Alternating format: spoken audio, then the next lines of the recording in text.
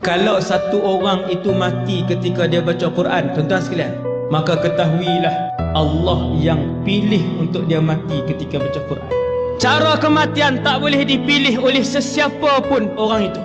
Banyak mana pun ilmu dia, berapa juzuk Quran pun yang dia hafal, berapa kaya pun duit yang dia ada, berapa masyhur pun dia di dunia, dan setinggi apa pun jawatan yang dia pegang, dia tak boleh pilih cara dan keadaan mati dia. Kalau dia mati dalam keadaan sujud kepada Allah, ketahuilah Allah yang pilih untuk dia mati waktu dia sujud itu. Saya belum pernah melihat sesiapa pun yang boleh menandingi makcik itu yang mati dalam keadaan sujud kepada Allah pada malam Jumaat pada bulan Ramadan selepas berbuka puasa.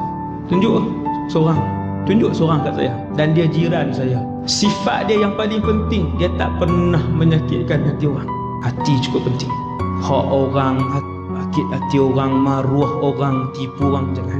Makcik ni, saya tidur dengan mendengar bacaan Quran dan saya bangun subuh dengan mendengar bacaan Quran beliau. Mati bulan Ramadan, malam Jumaat dalam sujud. Tuan-tuan nak beli cara tu, tak boleh beli. Allah anugerahkan.